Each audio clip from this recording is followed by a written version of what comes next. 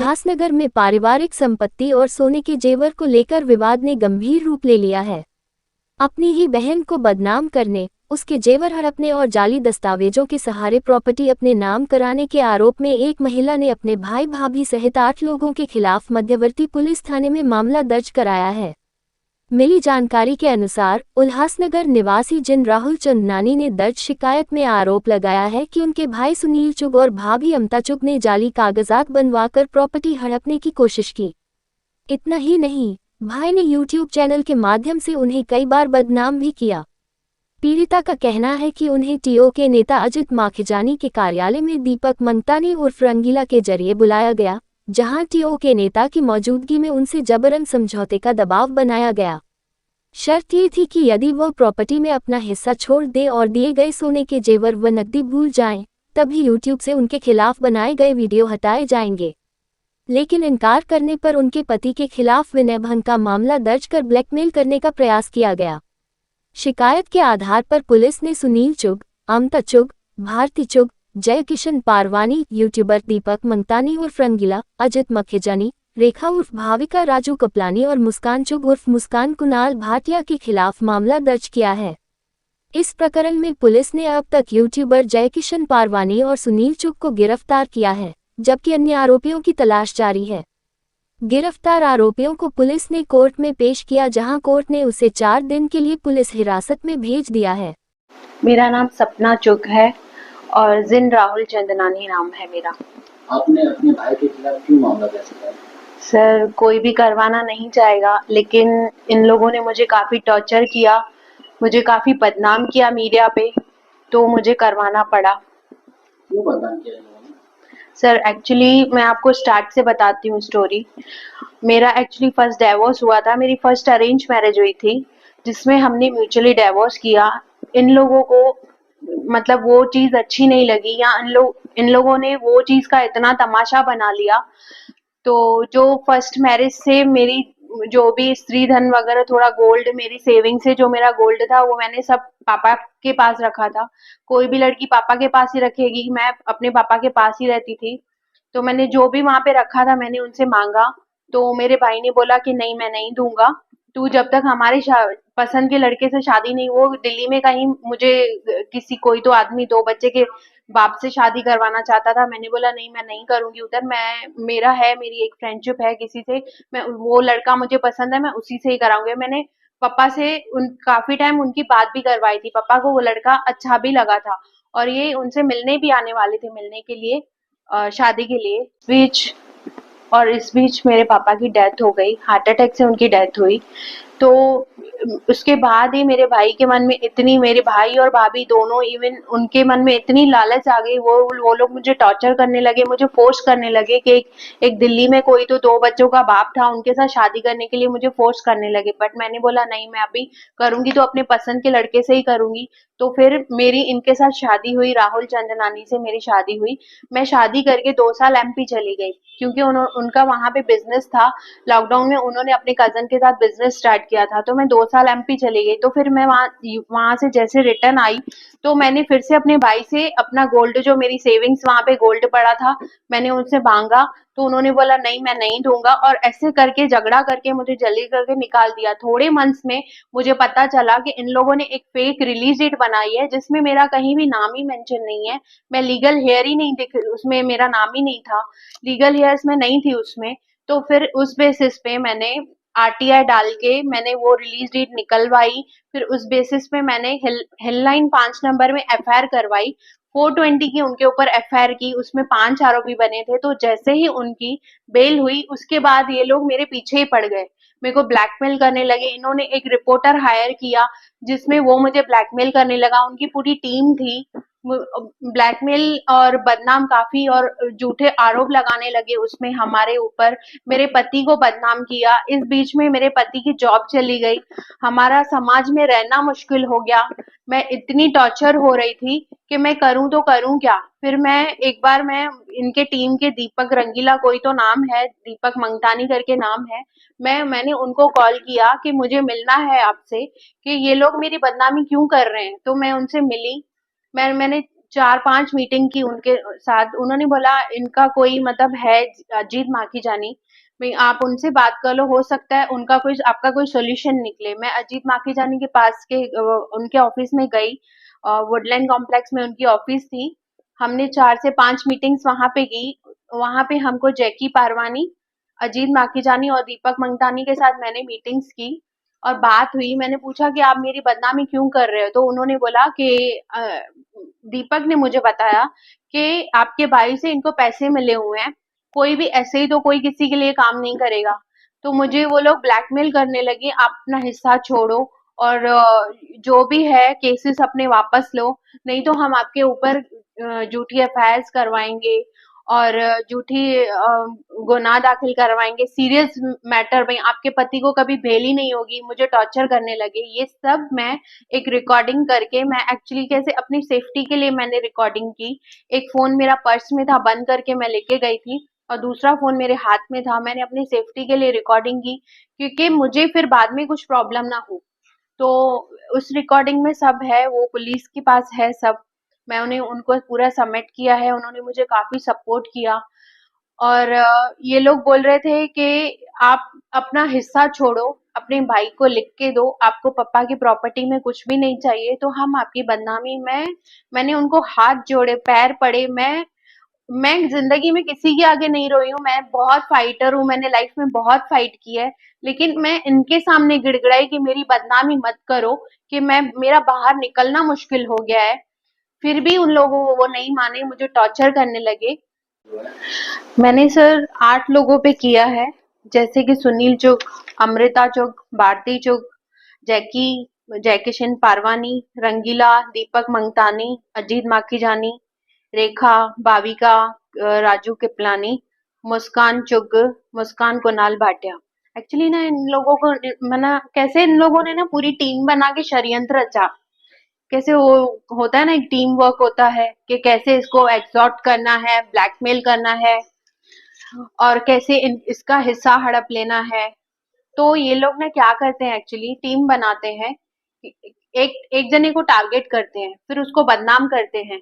फिर जो दीपक रंगीला है ना, वो बोलता है कि अजीत माखीजानी के ऑफिस में चलो, कि ये चैनल का मालिक वो है। तो हम वो हमें हमें भी इनफैक्ट वो ही लेके गया अजीत माखीजानी के ऑफिस में। मैंने उनको बहुत रिक्वेस्ट किया, भैया कि आपकी भी बहन होगी, मैं भी आपकी बहन जैसी हूँ, आप ऐसे बिना सच जाने, किसी का भी बिना पक्ष लिए आप कैसे अपने न्यूज पे ये सब गंदगी कर रहे हैं, बदनाम कर रहे हैं किसी लड़की को कि मेरे नाजायज रिश्ते हैं। मैंने बोला आप मेरे से एक बार पूछ तो लो, उन्होंने मेरा प्रॉपर्टी हड़पा है, मेरा नाम नहीं डाला है, इसीलिए मैंने उनके ऊपर एफआईआर की है। मैंने उनको बोला भी था कि आपने ऐसे क्यों किया है, मेरे पास बहुत सेटलमेंट के उन्होंने ऑफर्स भी भेजे। मैंने बोला नहीं, मुझे लीगल लड़ाई लड़नी है, जो मेरे पापा का हिस्सा है मुझे चाहिए, बीच में रख। मैंने अपनी भाई फैमिली को बोला जो भी है मेरा बीच में रख, जो भी मेरा गोल्ड है मुझे वापस दे और इज्जत से प्यार से मैटर को खत्म कर। लेकिन वो रेडी नहीं था, तो मैं इसीलिए लीगली गई। तो वो बोला नहीं, ऐसा नहीं होता है ना, ये प्लेटफॉर्म ही ऐसा है कि हमें जो सामने से बोलेगा, सामने से इन द सेंस कैसे ना, ये लोग सब मिलके काम करते हैं। मेरा नाम राहुल चंदनानी है।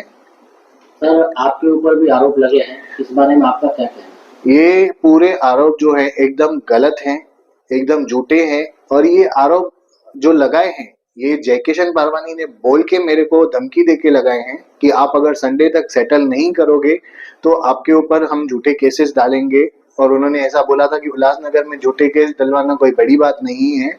उन्होंने मेरे ऊपर 354 डलवाया, हमें जैसे एक कॉम्प्रोमाइजिंग पोजीशन में लेके आए, हमें झुकाएं उनके शर्तों के सामने और मेरे वाइफ को बोला कि अगर आप हक नहीं छोड़ोगे, अपना केस वापस पीछे नहीं लोगे तो हम ऐसे कंटिन्यू करते रहेंगे। सर इसमें आपकी वाइफ ने टोटल 8 लोगों के खिलाफ मामला दर्ज कराया है। जी, तो सर ये बता सकते क्या कि इसका क्या रोल था, मतलब 8 लोग के पीछे क्यों मामला? जय किशन पारवानी रिपोर्टर हैं, न्यूज लेते हैं, पेड न्यूज लेते हैं, ऐसा हमें बताया गया और दीपक रंगीला जी, उनको हमने कांटेक्ट किया तो उन्होंने बताया कि भाई उनका काम ही ये है कि भाई वो कस्टमर को जो है, अगर जो भी उनको कांटेक्ट करता है वो अजीत माखीजानी के ऑफिस में लेके जाते हैं। उनका ये काम है कस्टमर उनके ऑफिस में पहुंचाने का, और उनका उसमें भी कमीशन रहेगा, इसीलिए उन्होंने ऐसा किया है। हमको बराबर से उन्होंने पहले नहीं बताया कि भाई जय किशन पारवानी और ये सब मिले हुए हैं, बाद में हमको बताया कि भाई वो सब ये काम पैसे लेके करते हैं और वो बहुत डेंजर आदमी है, वो किसी के भी आगे नहीं झुकते हैं और उन सबकी पुलिस में बहुत बड़ी पहचान है। और पुलिस हमारी जेब में है, ये बोलते हैं कि और उल्लासनगर में एफआईआर करवाना तो सब झूठी एफआईआर ही होती है वहां पे, तो ऐसे बोल रहे थे। और वो हमें संडे तक टाइम देके हमने नहीं माना। उसके बाद मेरे ऊपर 354 का गुनाह दाखिल करवाया, जो कि घटना जैसे मेरे वाइफ ने बताया कि हमें इनके भाई ने घर पे बुलाया था कि बैठ के खत्म करो आपस में। जो उन्होंने बोला कि जो भी है आप बीच पे रखो, हम करने के लिए तैयार हैं, हमने ऐसा नहीं किया। तो उसने पहले पुलिस बुलाई थी और बाद में उसने अच्छा अच्छा होने का नाटक किया। फिर उसके बाद ये 10 महीने बाद की घटना को लेकर हमें इनकी भाभी ने, मेरे वाइफ की भाभी ने मेरे ऊपर एक 354 का फॉल्स केस डलवाया और जाके वहां पे 1 नंबर में कंप्लेन किया, जहां पे जय किशन पारवानी और दीपक रंगीला और सुनील चुग भी थे, ऐसे मुझे पता चला। हम धन्यवाद कहना चाहेंगे पुलिस प्रशासन का, खास करके commissioner of Thane Ashutosh Dubre ji, DCP zone 4 और आशुतोष शंकर अवतारी जी और एसीपी सर और एपीआई मुंडे सर। उन्होंने हमें बहुत समर्थन किया, हमें उन्होंने कोऑपरेट किया, उन्होंने हमारा गुनाह सुना, उन्होंने गुनाह दाखिल करके दिया और उन्होंने 2 जनों को इस मामले में अरेस्ट भी किया है, जिनका नाम है जय किशन पारवानी और सुनील चुग। इन दोनों को उन्होंने अरेस्ट भी किया है, थोड़ी देर पहले ये हमें पता चला। सर हमारा इतना जीना हराम हो गया था, इतना बाहर निकलना मेरे हस्बैंड की जॉब चली गई थी। हम लोग न्यूज देख के इतने परेशान हो गए थे, मैं इतनी फ्रस्ट्रेट हो गई थी, हमारा बाहर निकलना, रास्ते पे चलना हमारा मुश्किल हो गया था। एक एक जना फोन करके पूछ रहा था तू कुछ बोल क्यों नहीं रही है, क्यों सच्चाई क्यों नहीं बता रही, तू भी न्यूज में आ। मैं लेकिन किसी को मुंह दिखाने ऐसे लग रहा था कि मैं अभी सुसाइड ही कर लूं। मेरे हस्बैंड की जॉब चली गई, मेरा जुम्बा क्लास मैंने बंद कर दिया, मैं बाहर नहीं निकल पा रही थी। फिर इस बीच में मुझे कोई तो अच्छे लोग समाज सेवक मिल गए कि उन्होंने मेरी हेल्प की और मुझे हौसला दिया, मुझे उम्मीद दिखाई कि नहीं, सच्चाई की हमेशा जीत होती है, तुम्हें लड़ना पड़ेगा। तो मैं लड़ी, मैं आगे आई और मैंने मेरे जैसे कि पुलिस प्रशासन लोगों ने मुझे काफी हेल्प की, मेरे केस को समझा, सारी रिकॉर्डिंग सुनी। उन्होंने बोला कि मैडम हम आपको न्याय दिलाएंगे, जरूर दिलाएंगे। जितना मैंने इतनी मेहनत से नाम कमाया, मेरे पापा का इतना नाम था, उसने पूरा मिट्टी में मिला दिया मेरे भाई के साथ मिलके। और एक ही यूट्यूबर, फिर सुबह होगी चैनल उनका चलता है, एक ही, और बार बार हर जगह वायरल कर रहा, फेसबुक पे, इंस्टाग्राम पे, कि जैसे कि सपना चुग कोई बड़ी आफत आ गई, और कोई जैसे उसको कोई मैटर ही नहीं मिलते। मेरा ही मैटर पीछे लग गया था मेरे, क्योंकि उसको मेरे भाई से पैसे मिल रहे थे। वो खुद बोल रहा था कि हम आपके पीछे पड़े हैं, हमारा ये काम है।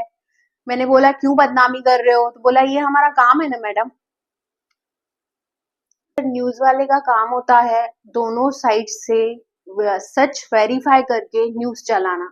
मैंने उसको खुद बोला जैकी भैया कि एक बार मेरे से सच्चाई पूछ लो है क्या। बोला नहीं मैडम ये हमारा काम है, हमें लाइक मैंने बहुत बार बोला जैकी भैया ये सब सच्चाई नहीं है, उन्होंने आपको पूरे फैक्ट्स नहीं बताए हैं। मेरे ये जो भी आपने बदनामी की है मेरे न्यूज चैनल, अपने न्यूज चैनल पे ये वीडियो सब डिलीट करो। तो उन्होंने बोला एक ही शर्त में मैं ये बदनामी बंद करूंगा और वीडियोस डिलीट करूंगा कि आप अपने भाई को एमओयू पे लिख के दो कि आपको अपने पापा की प्रॉपर्टी में से कोई भी हिस्सा नहीं चाहिए और सारे केसेस मैं वापस ले रही हूँ। मैं एक और बात कहना चाहूंगा, हमें ये बोला गया कि अगर आप ये केसेस वापस ले रहे हो और अपना हक छोड़ रहे हो तो ही आपके ये सारे एपिसोड डिलीट होंगे, और उसके बाद एक और एपिसोड बनाऊंगा जिसमें आप लोग, मतलब मेरी वाइफ और इनकी मम्मी आपस में गले में हाथ डाल के बैठे हैं और वो कहेगा कि जो भी फैमिली में था फैमिली में सलट गया और ऐसे करके अपने चैनल का नाम रोशन करेगा। ऐसे करके हमको बोला गया, हमने उनके सामने नहीं झुके, तो उन्होंने आगे बदनामी कंटिन्यू भी रखी और मेरे खिलाफ एफआईआर भी कराई। आपको पुलिस प्रशासन से कैसा प्रतिसाद मिला? मुझे 100% कॉपरेशन मिला है। मैंने मतलब मेरे लाइफ में इतना कॉपरेशन कभी किसी में भी नहीं देखा। मुझे एकदम फैमिली जैसा ट्रीट किया गया। हमारी सारी मुसीबतें समझी गई, उसका समाधान निकाल के उनको आरोपियों को 2 को अरेस्ट किया है, बाकी लोगों की जांच चालू है और हमें उन्होंने आश्वासन दिया है कि आपको पूरा न्याय मिलेगा। कैसा चैनल है, कैसा यूट्यूब चैनल है फिर सुबह होगी, जिसमें कोई सुबह ही नहीं है, सच्चाई की कोई सुबह ही नहीं है। लोगों को एक्सटॉर्ट करना, ब्लैकमेल करना कि आप हमारी बात मानो, नहीं तो हम झूठे केसेस डालेंगे, आपके ऊपर लग जाएंगे, आपके पीछे लग जाएंगे, बदनामी करेंगे। ये कैसा न्यूज चैनल है? कोई भी न्यूज चैनल ऐसे नहीं होता है। कोई भी दोनों साइड से पक्ष लेके फैक्ट्स वेरीफाई करके फिर आगे बढ़ते हैं न्यूज। अभी आप भी तो सच्चाई का पक्ष ले रहे हैं ना। ये भी कहना चाहूंगा कि हम जब इनसे मिलने गए थे तो हमको डराने के लिए जिन से इन्होंने ऐसा किया है हमारे जैसा, उनका नाम भी लिया था। मैं उनका नाम नहीं लेना चाहूंगा। अगर आप अभी भी वो पीड़ित हैं और वो जूझ रहे हैं इस पीड़ा से, तो मैं कहूंगा आप आगे आए, सेंट्रल पुलिस स्टेशन में आके अपनी गवाही दें। हमारे केस में आप गवाह बन जाएं तो आपका भी गुनाह दाखिल हो जाएगा और ऐसे लोगों को उनकी जो सजा है उनको मिलेगी। शहर की ताज़ा तरी खबरों के लिए हमारे YouTube चैनल को सब्सक्राइब करें। अगर वीडियो अच्छी लगी हो तो लाइक और शेयर करें।